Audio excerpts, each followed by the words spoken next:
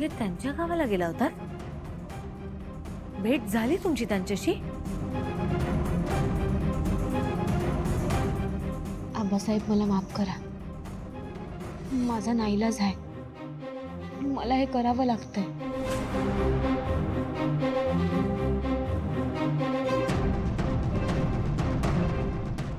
देवी आई, आमचं मुख्य काम तर त्यांच्याकडेच होतं, पण त्यांनी आमच्या समद्यांचा लई अपमान केला आणि आम्हाला हाकलून दिलं तिकडनं.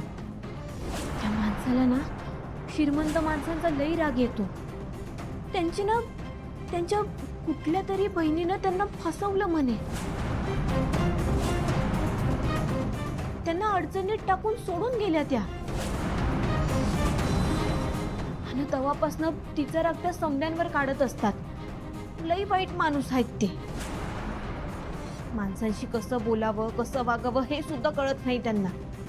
वाटेल ते बोलत होते. आदित्य सरनं प्रीतम सर श्रीमंत आहेत म्हणल्यावर ना त्यांना लई वाईट साईड बोलले ते. आता तुम्हीच सांगा मला देवी आई, त्या अशा माणसाबरोबर कोणी राहील का? नाही, मला तर ना असं वाटतं की त्यांच्या या अशा वागण्यामुळेच ना त्यांची बहीण त्यांना सोडून निघून गेली. ते विकृत माणूस आहेत ते. आईला खबरदार, त्यांच्याबद्दल एक वाईट शब्द जरी बोललीस तरी निघ इथून.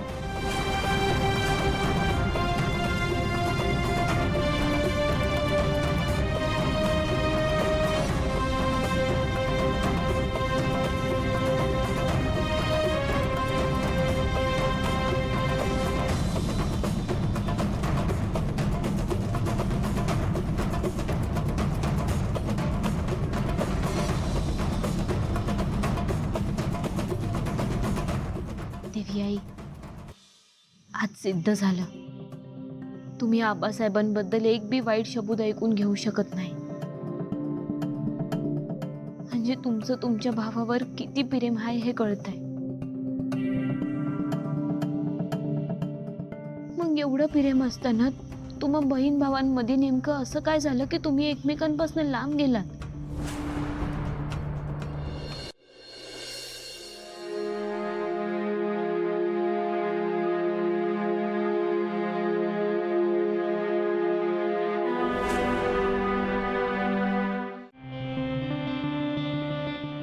काय गे पारू, गाल धरून का उभी आहेस?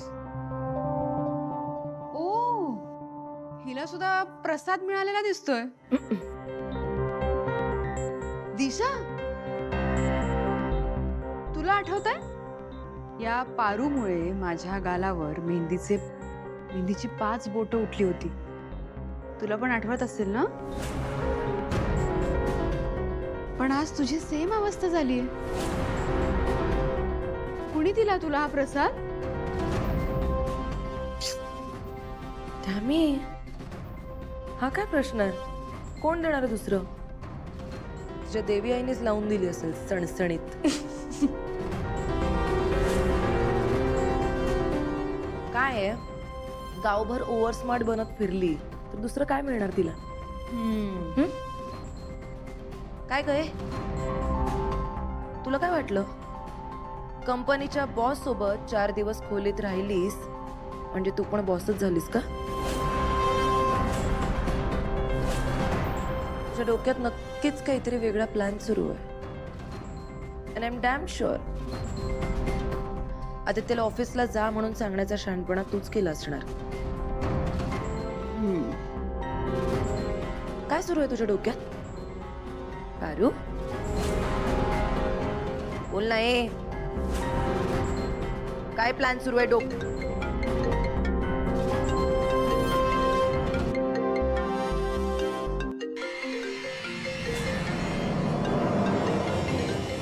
एक्सक्यूज मी,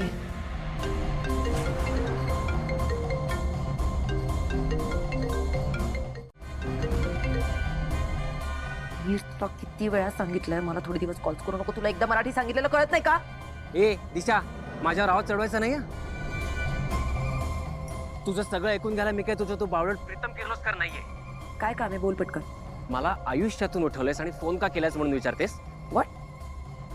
काय झालंय? दिशा, मागच्या आठवड्यात मला दिलेलं कॉन्ट्रॅक्ट तू कॅन्सल केलेस. दिशा, यू न्यू मला स्वतःचा बिझनेस सुरू करायचा होता. तुझ्या जीवावर मार्केटमधून एक मोठी रक्कम उचलली होती आणि तो पैसा गुंतवला होता मी. आणि ते कॉन्ट्रॅक्ट कॅन्सल झाल्यामुळे माझा किती लोचा झाला यार दिशा. मुद्दामून केलंस नाही सगळं? हां, नाही नाही नाही नाही नाही वेट वेट. हा डिसिजन माझा नाहीये. हा डिसिजन आदित्यने घेतलाय. ओके. आदित्यच आहे म्हणजे आदित्य आता बॉस येतं. लिसन, लेट मी एक्सप्लेन दिस. दिशा, गरज नाही याची. जर का आदित्य बॉस असेल ना तर त्याला जाऊन मी सगळं सांगतो की तू लोकांचा कसा फायदा घेतेस, माझा कसा फायदा घेतलास, मला कसं फसवलंयस आणि आपल्या दोघांचं काय रिलेशन आहे ते. आणि मग बघूया त्याला कळल्यावर तुझं आणि त्या पावलत प्रीतम किर्लोस्करचं कसं लग्न होतंय ते. Wait wait wait wait, listen please.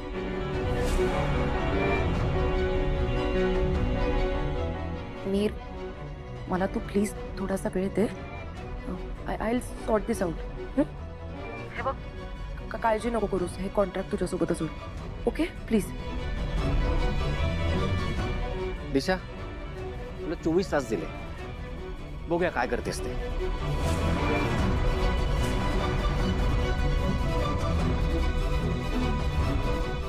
हा होपलेस मिहीर आता काहीच कामाचा नाहीये. याचा निकाल लावलाच पाहिजे.